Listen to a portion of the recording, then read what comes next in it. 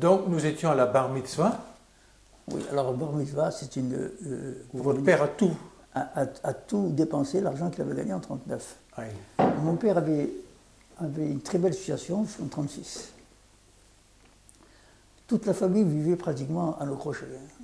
C'était rare, il avait la calèche. Moi, j'ai fait beaucoup de cheval quand j'étais jeune.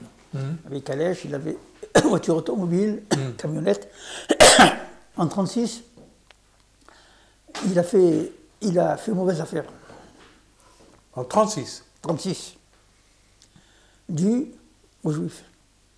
Vous savez quand même, les Juifs entre eux, s'aimer sans s'aimer, hein, question d'argent, ça. Mon père n'écrivait pas français. Et il s'est fait avoir avec des traites de complaisance. Et en 1936, il a déposé son bilan. Oula. Et une affaire qui marchait si bien. Il a déposé son bilan. Bon, il a réussi à avoir ce qu'on appelle le concordat. Concordat, je ne sais pas si vous connaissez. Donc il n'a pas déclaré faillite, il a eu concordat, on lui a accepté de rembourser tout ce qu'il devait. De 1936 à 1939, il a pratiquement tout remboursé. Et en 1939, il a commencé à gagner de l'argent, il a tout dépensé pour ma part.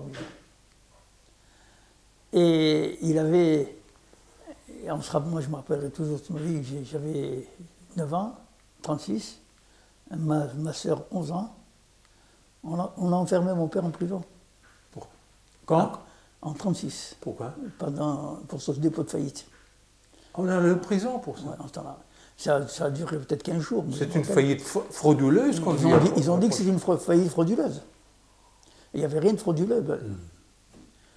Mon père étant un peu naïf sur le plan européen, quoi, je veux dire. Il faisait confiance à tout le monde. D'ailleurs, par la suite, un jour, je dis à mon père, quelques années après, « Papa, tu te rends compte ce qu'ils t'ont fait ?» Il me disait, « Mon fils, où ils sont? Ils sont morts. Moi, je suis là. » C'est-à-dire, en plus, c'était quelqu'un qui avait plutôt un grand optimisme dans la vie. Voilà, il était très... après, je vais raconter, on va y arriver. Oui. Bon, dans 1939, la guerre, les gens partent à la guerre. Excusez-moi, quand les gens partent à la guerre, quand la guerre s'approche, à l'école, ça change quelque chose? Non, là, ça n'a rien changé. L'école, pour le moment, il a fallu que ça commence dans les années 40. Ah oui, donc avant, il n'y avait rien? Il n'y avait rien, on allait à l'école couramment. En 40, on a été renvoyé des écoles. Quand? En 40. Oui, mais... Le régime de Vichy était installé en Algérie. Oui, mais c'est-à-dire, c'était en octobre, novembre? Je ne me rappelle pas, je sais que moi j'ai été renvoyé en 40. Donc la rentrée est en mois de septembre, voilà. Probablement? Moi je n'ai pas été renvoyé, j'étais peut-être le seul juif, on était nombreux dans les classes. Le seul juif à ne pas être renvoyé, dû aux états de service de mon père. Mon père, 14-18, j'ai encore le livret militaire. Ancien combattant. Ancien combattant. Exception. Exception, et je n'étais pas renvoyé. Mais j'ai été tous les jours, seul juif de la classe, tous les jours je me battais. Tous les jours les Espagnols, parce que les Européens c'était la majorité espagnole, et le judío, c'est-à-dire le juif, et je me battais. Je rentrais à la maison déchiré, parce que j'étais un gros bagarreur, mais quand même... Mais c'est vos condisciples qui vous attaquent comme ça? Oui, de ma classe et de l'école complètement. Et les professeurs là-dedans, ils vous ont protégé? Les professeurs, certains protégés, d'autres... Certains étaient plutôt vichysois et d'autres étaient plutôt... Alors donc il y avait... Mais excusez-moi, comment vous vous expliquez ce changement radical en très peu de temps? En 1939, il n'y a rien. En 1939, il n'y a rien, la guerre. La fin de la guerre, donc la France a perdu la guerre. Oui. Et là, dès qu'elle a perdu la guerre, ça change complètement. Et qu'est-ce qu'on... Donc en France, on avait déjà commencé à distribuer les... Oui, mais pas en 40, hein. Non, 40, 42, 41. Oui. 41. Mais chez vous, l'expulsion de l'école... Non, chez nous, d'après ce que j'en ai entendu dire, c'est que comment on appelait ça, c'est l'étoile, le magasin. L'étoile oui. était déjà entreposée aux préfectures, oui. Mais on ne nous a pas distribué. Pourquoi? Parce qu'en 1942, débarquement américain. Ce qui veut dire qu'on n'a pas tellement souffert du régime vichysois que pendant 2 ans. Bon, moi, j'ai quitté l'école. La communauté juive de Témouchent a ouvert une école juive. Donc les gens allaient à l'école. Moi, je n'ai pas voulu aller à l'école. J'ai quitté l'école et... Donc j'ai quitté l'école au complémentaire, deuxième année. Ans. 1 an avant mon brevet élémentaire. Un an avant? Mon brevet élémentaire. Ah oui. Donc j'ai quitté l'école. Donc à 17 ans, oui. J'ai plus voulu revenir. 42 débarquements américains. Qu'est-ce qui se passe entre 40 et 42, donc débarquements américains? Est-ce qu'il y a d'autres interdictions qui sont imposées aux Juifs, restrictions? Non, aucune. Le renvoi des écoles. Donc, oui. Est-ce qu'il y a par exemple un couvre-feu pour les Juifs? Les Juifs ne pouvaient pas peut-être faire, moi je ne me rappelle pas, mais ils ne pouvaient pas faire certaines professions. Des professions. Ah ça, ouais. Mais là, vous vous rappelez que certaines professions, par exemple avocat, médecin, non, parce qu'ils en avaient besoin. Ah. Mais autrement, en 1942, c'était... D'ailleurs, au débarquement américain, les Juifs ont été mobilisés. De la part de la France? De la France. Ils ont été mobilisés. Là, ils étaient bons pour rester en Algérie. En attendant le débarquement américain, il y avait... la politique française était gérée par Giraud. Ah, oui. Giraud était plutôt vichysois. Giraud, Darlan. Et De Gaulle n'était pas encore en Algérie. Donc on a mobilisé tous les Juifs et on les a parqués dans un même lieu, ce qui veut dire les militaires juifs étaient entre eux. Un genre de camp ou quoi? Un genre de camp où ils étaient entre eux, quoi. Ils n'étaient pas prisonniers, mais ils étaient... Et il y avait un truc, disons... Assigné à résidence ou quoi? Pas résidence, ils étaient mobilisés, mais ils n'étaient pas avec tous les autres. Ah. C'était des régiments, excusez-moi, juifs. Et c'était où? Il y avait, en Oranie, il y avait Bedeau. Bedeau, c'était la ville où ma femme va vous raconter. C'est la ville où mes beaux-parents, mes grands-beaux-parents habitaient Bedeau. Et d'ailleurs, de là, tous les anciens militaires qui ont été mobilisés là. Et vous direz qu'il y avait, moi j'étais jeune encore, et on parlait tout de Bedeau, camp de misère, c'est une chanson que vous avez chantée. Bon, ça a duré peut-être 1 an, même pas. De Gaulle reprend le débarque en Algérie, parce qu'avec les Américains n'aimaient pas tellement De Gaulle. Hein. De Gaulle débarque en Algérie, les camps sont dissous, et tout le monde est mobilisé, et tout remélangé. Tous les Français de toute origine étaient sous le même drapeau. Et là, en 1942, et après, en 1944, de 1942, ils ont tous été mobilisés. En 1944, il y a eu le départ des Français et des Juifs, aussi bien des Juifs, tous les Français mobilisés pour la métropole. D'abord la Sicile, l'Italie, ils ont fait toute la guerre. Hein. Mon beau-frère m'a raconté, c'était le mari de ma sœur, il a dit, il a tout fait, toute la guerre. Et grâce aussi aux troupes indigènes, hein. Il ne faut pas oublier que les indigènes ont fait beaucoup. Si on prend l'exemple des tabords marocains, c'était des soldats hors classe, mais ils avaient le droit de pillage. Pendant 48 heures, ils avaient le droit de pillage. Et ils montaient à l'attaque avec le couteau sous les dents. C'était vraiment des... et c'est eux qui ont quand même, à Cassino, en Italie, c'est grâce aux troupes marocaines que Cassino a été pris à l'arme blanche. Ouais. Il y a eu beaucoup de morts parmi eux, mais... Donc, l'Algérie, nous, 1942, débarquement, je reviens un peu en arrière, débarquement américain, moi je me suis mis à faire du business avec les Américains. Où, pardon? Du business avec les Américains. Ah oui, qu'est-ce que vous avez fait? Je travaillais avec eux, je faisais Oran, Casablanca, donc je traversais de la chaîne de montage, on allait acheminer des véhicules à Casablanca. Comme je me défendais un peu en anglais, quoi, étant donné que j'avais 5 ans d'anglais, mais ça ne servait à rien. Parce qu'à l'école, on apprenait l'anglais, les professeurs ne savaient même pas parler anglais eux-mêmes. Et donc je servais un peu d'interprète entre les Arabes et les Anglais. Et puis après, alors les Américains sont partis.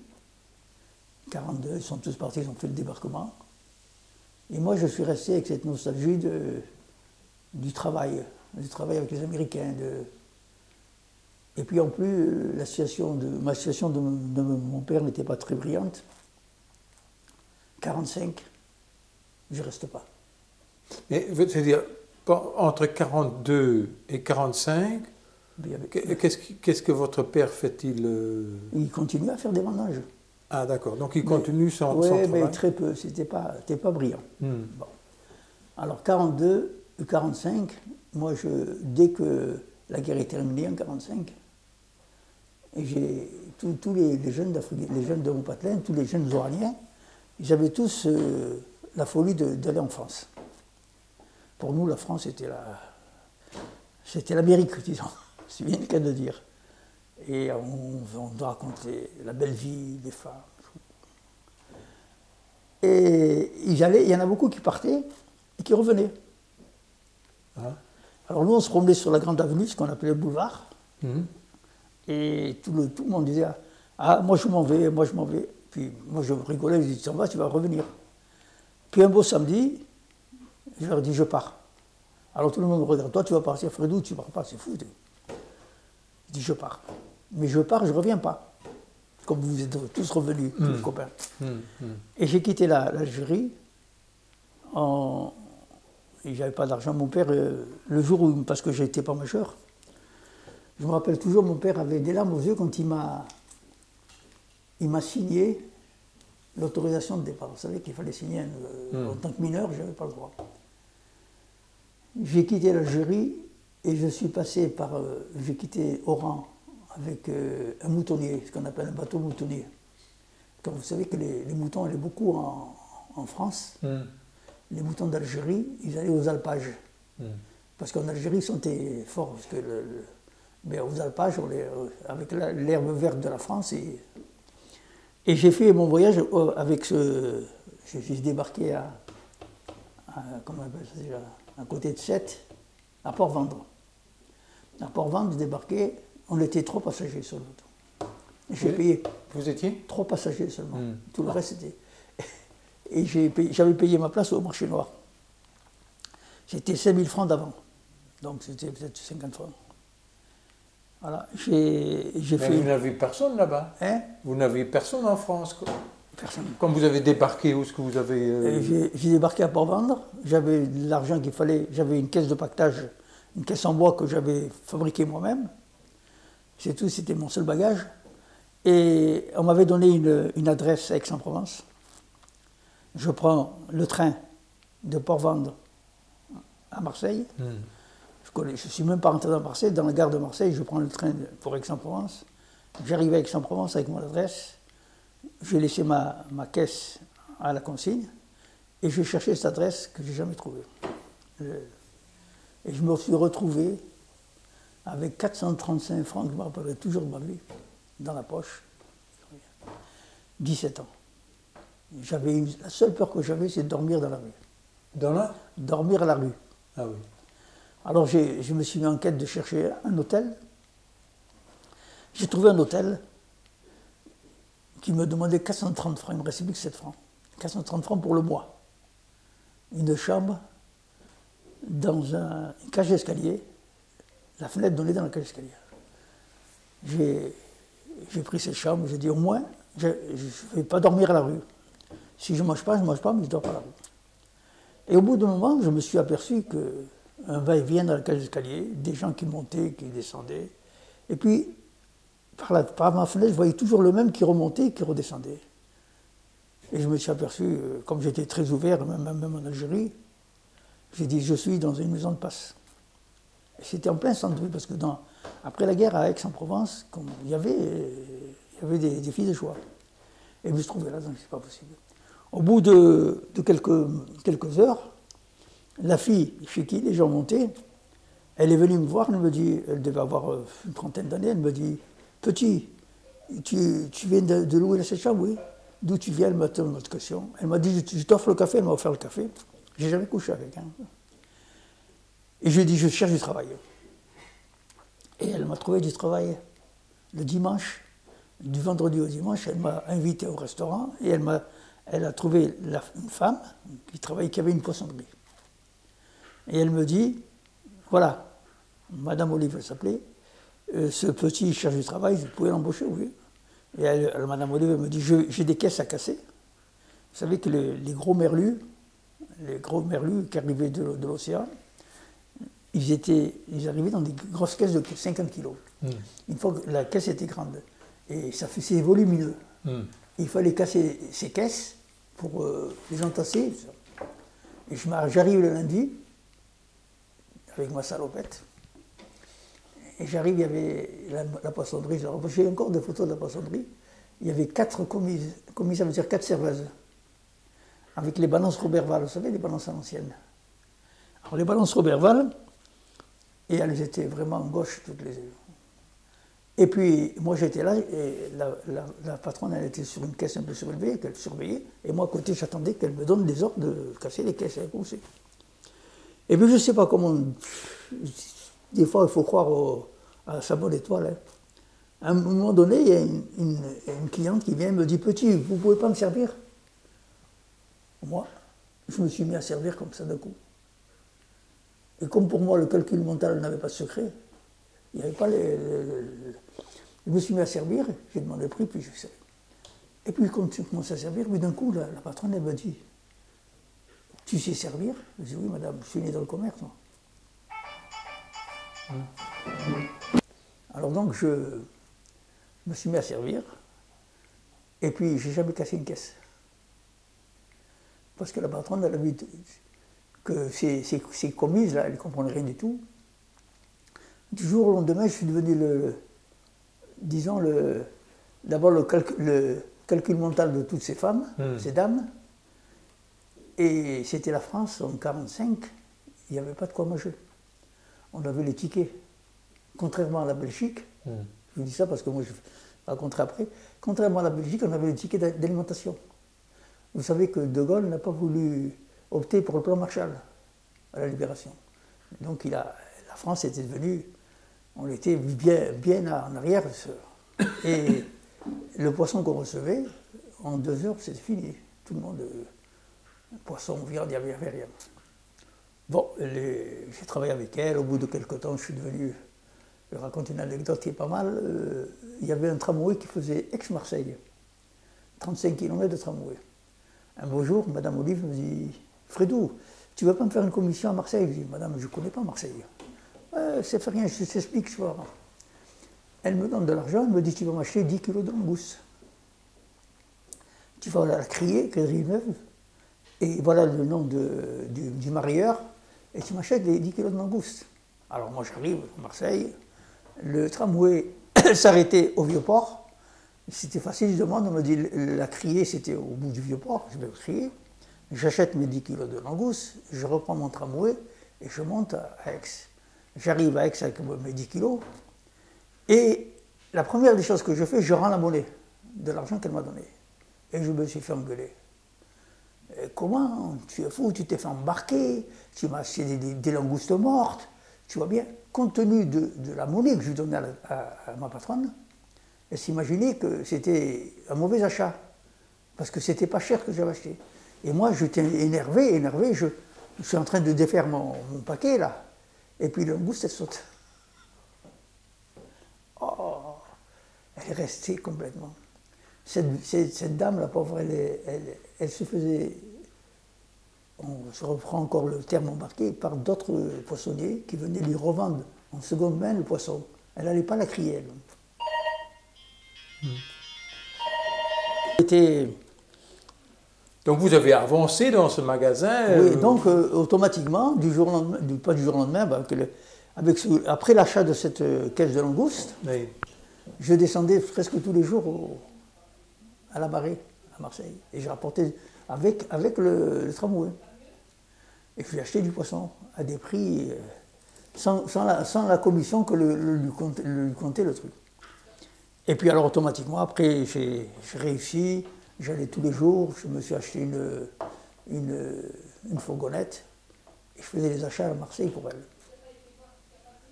Et alors j'ai éclaté. Et en plus, l'après-midi, je faisais les villages environnants.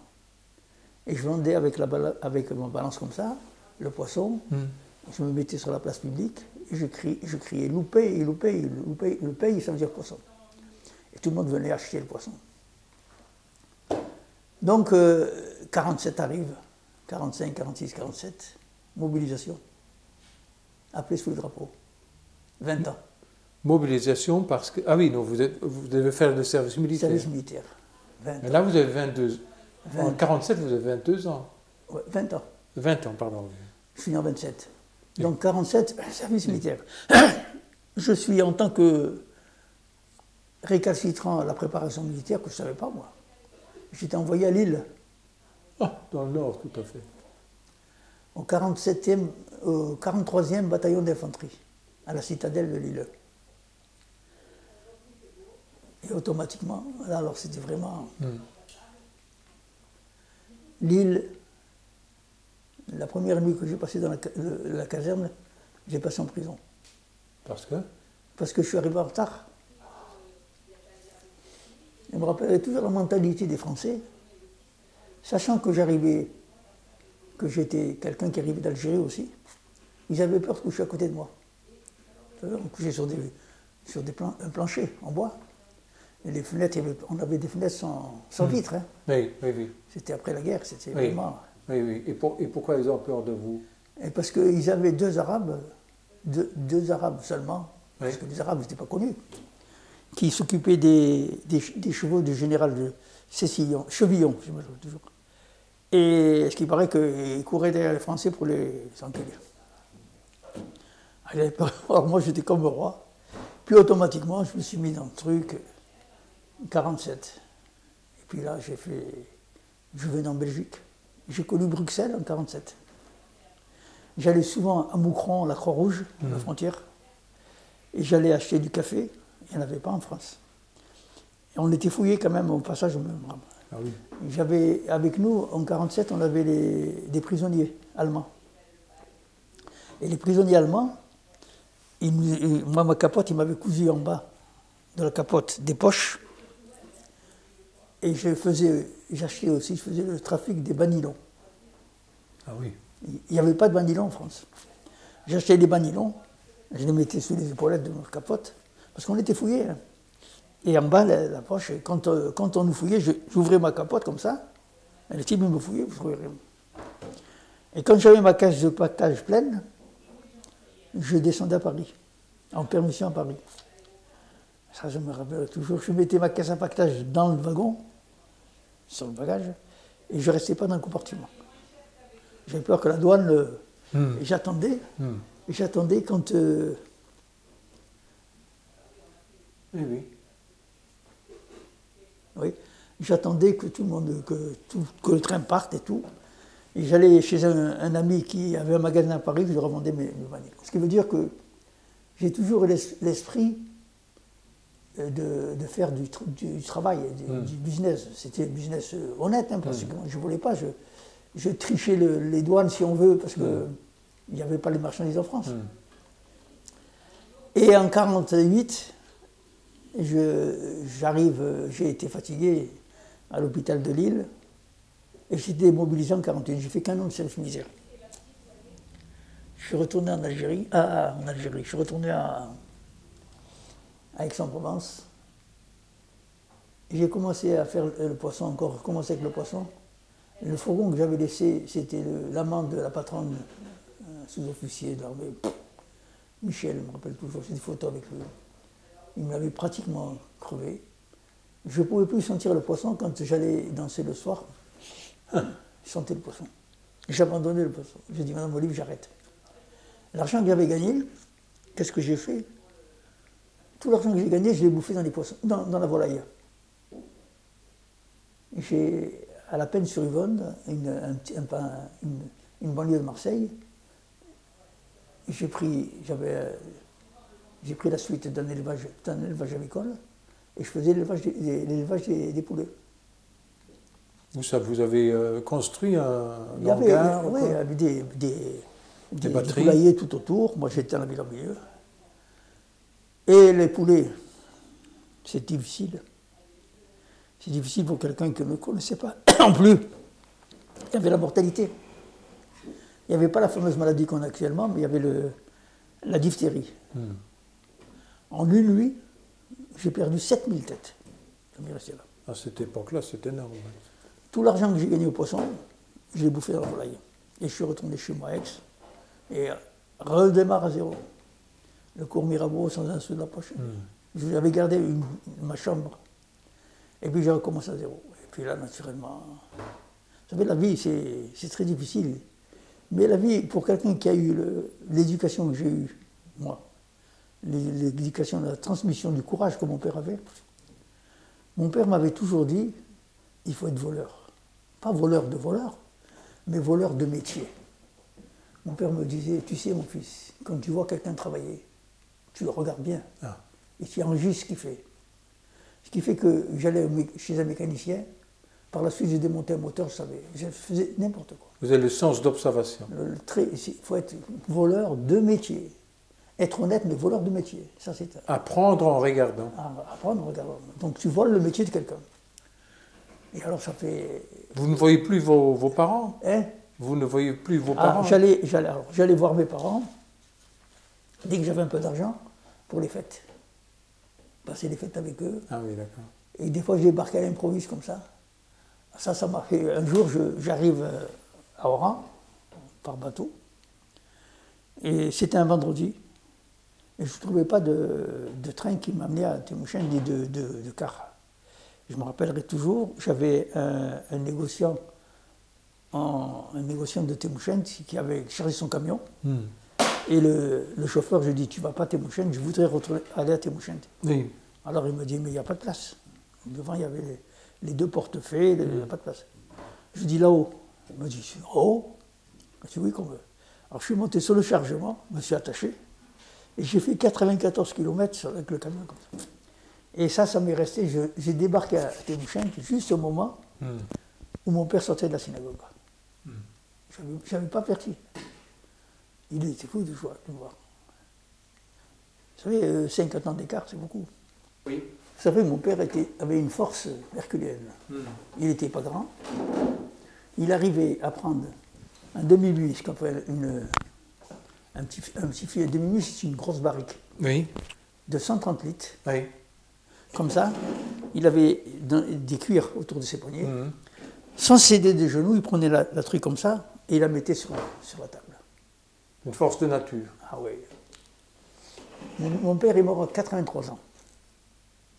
Donc, dès que j'ai pu avoir ma situation, la première des choses que j'ai fait, je suis venu à mes parents, en France. Donc, votre situation, c'est que vous avez réussi dans l'élevage de volailles. Voilà. Après, dans le volaille, je n'ai pas réussi. Hein.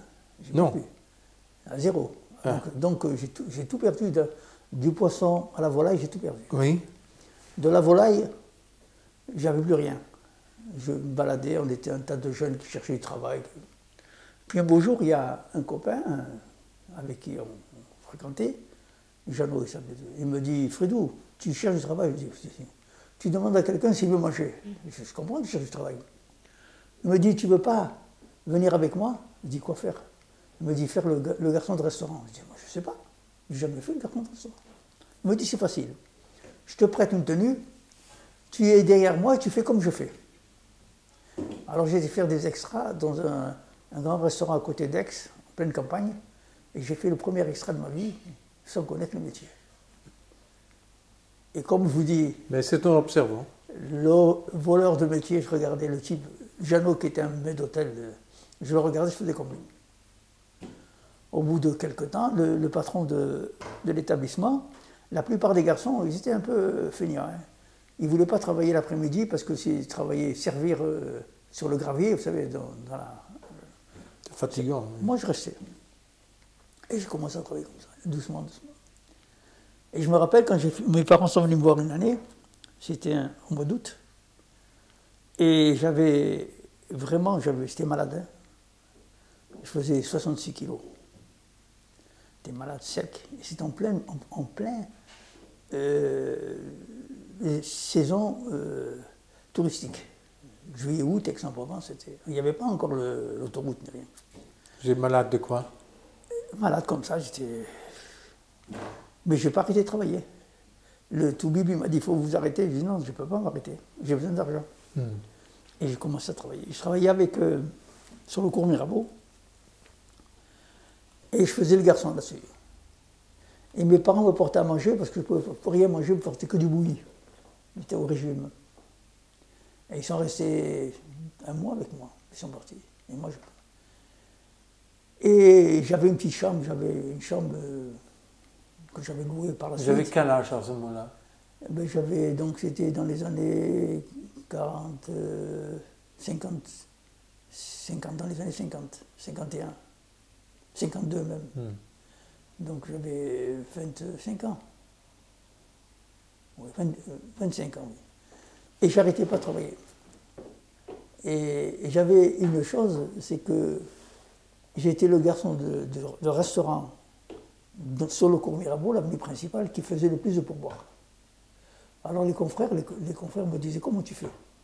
Je dis, moi, il n'y en a pas un qui me laisse pas pourboire. Mais les Anglais, ils ne laissent pas de pourboire, parce qu'il y avait les touristes. Dis-moi, tous me laissent un pourboire. Pourquoi? Parce que j'avais une mémoire. Il y avait des touristes qui revenaient tous les ans, pareil, à Aix-en-Provence, c'est facile. Vous veniez au restaurant où je travaillais, vous mangez quelque chose, l'année d'après vous venez manger, je vous reconnaissais, et je vous disais ce que vous avez mangé l'année précédente. Et ça plaisait aux gens. Automatiquement, j'étais dans ce temps-là quand même le garçon qui faisait jusqu'à 100 francs de pourboire par jour. C'est beaucoup. De pourboire, beaucoup. Et je ramassais. Bon, j'avais ma chambre dans une rue, une chambre encore que j'avais louée aussi pas chère et pas très belle. Puis mon père est retourné en Algérie, ma soeur est venue me voir avec mon frère. Elle m'engueule, elle me dit comment? Parce qu'elle savait que j'avais de l'argent à la banque, que je commençais à ramasser doucement. Comment tu fais? Avec l'argent, tu sais, tu ne pourrais pas te payer autre chose que cette chambre? Je dis non.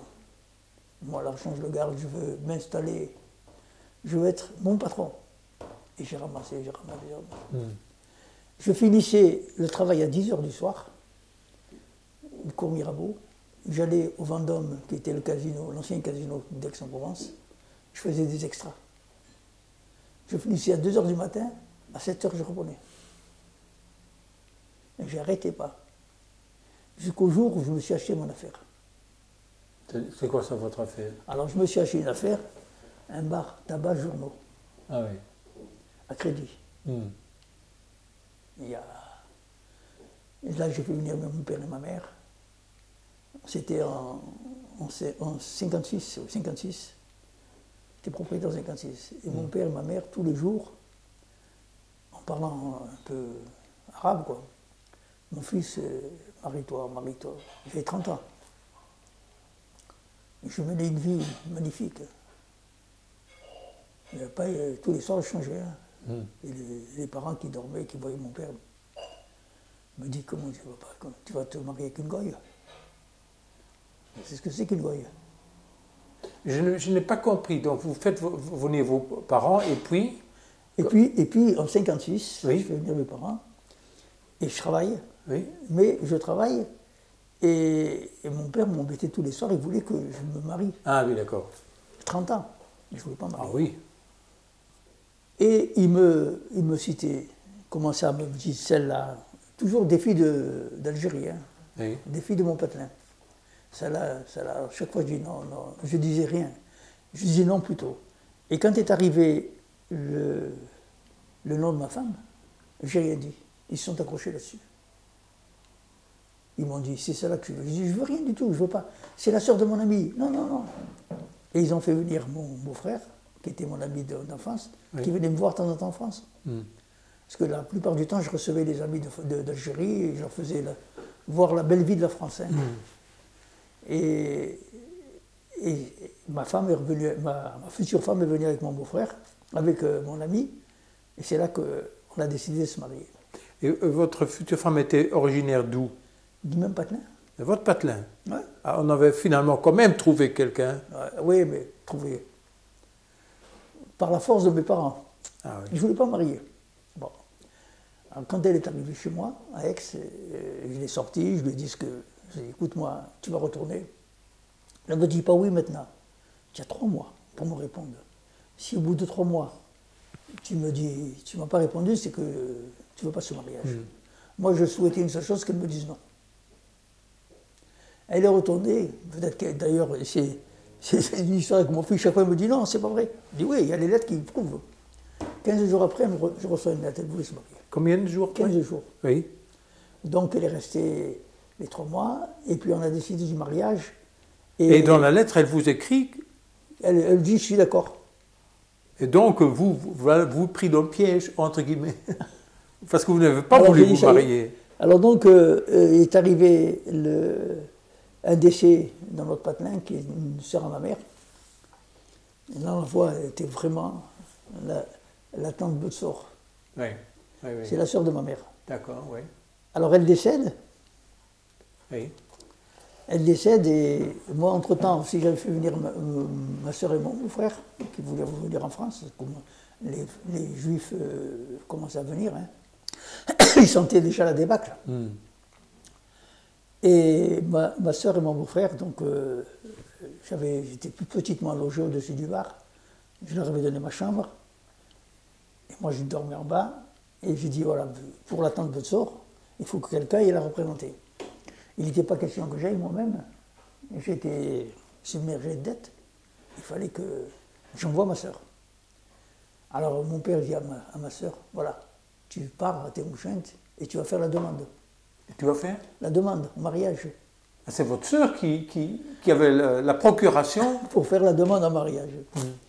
La demande en mariage, mon futur beau-père, mon beau-père actuel, puisqu'il est mort, le pauvre, il a travaillé chez ma grand-mère. Donc on était tous imbriqués les uns dans les autres. Et quand il a su que Fredou demandait la main de sa fille, c'était... C'est pas pour me vanter, mais j'avais quand même, parmi les amis en Algérie, il y avait une aura. Vous savez, Fredou a réussi en France en partant de zéro, tout ça. Et on a décidé, on se marie, je vais me marier. Je voulais me marier à Aix-en-Provence, mais c'était très difficile, parce que les papiers et tout ça. Donc j'ai été me marier à Témouchent, dans cette synagogue-là. Je me suis marié, et de suite après le mariage, on est rentré. Et de l'aéroport, un ami est venu nous attendre, de l'aéroport au travail. Donc elle le savait, tout ça c'était peint en noir et blanc. Je lui avais dit, ce qui va t'attendre, c'est l'esclavage. Hein. Et en 1957, on s'est mariés, et on a travaillé pendant 10 ans, vous entendez, 10 ans, de 1957 à 1967, sans sortir un jour. Travailler, ouverture de l'établissement, 5 h du matin, fermeture, 2 h du matin, sans jour de congé. Alors imaginez-vous 10 ans dans un établissement comme le mien, qui était devenu un établissement connu par toute la jeunesse aixoise. Un établissement où j'avais transformé complètement le vieil établissement que la femme m'avait vendu, j'avais transformé en établissement de jeunes. J'avais supprimé les jeux de cartes. On ne pouvait pas jouer à la belote chez moi. Parce que moi, une table de belote avec 4 joueurs et 10 personnes autour pour regarder, et 4 cafés, je ne voulais pas ça. Alors j'avais installé chez moi des billets américains, des flippers, des jukebox. C'était vraiment la jeunesse aixoise. J'avais un établissement, j'aurais pu comparer ça à un drugstore. Dans les années 56, 57, 58, il n'y avait pas de télévision. Alors les gens passaient, je faisais de la librairie aussi, journaux. J'étais le plus fort vendeur de séries noires d'Aix-en-Provence. Vous savez ce que c'est, le plus fort vendeur? Il n'y avait pas un médecin, il n'y avait pas un avocat qui, à 10-11 heures du soir tout passé, qui s'arrêtait chez moi pour acheter quelque chose. Je vendais de tout. Vous vouliez une lame à rasoir, vous avez une lame à rasoir. Ou du savon, vous vouliez un jeu de cartes, tout. Ça s'appelait comme un drugstore. C'était là un drugstore avant l'heure, quoi. Et j'ai fait un argent. Voilà. Donc, on s'est mariés. J'ai eu une femme formidable. Je ne lui dis pas parce que c'est grâce à elle que j'ai réussi, quoi, pratiquement. Vous savez, dans un établissement comme le nôtre, où il n'y avait pas dans le temps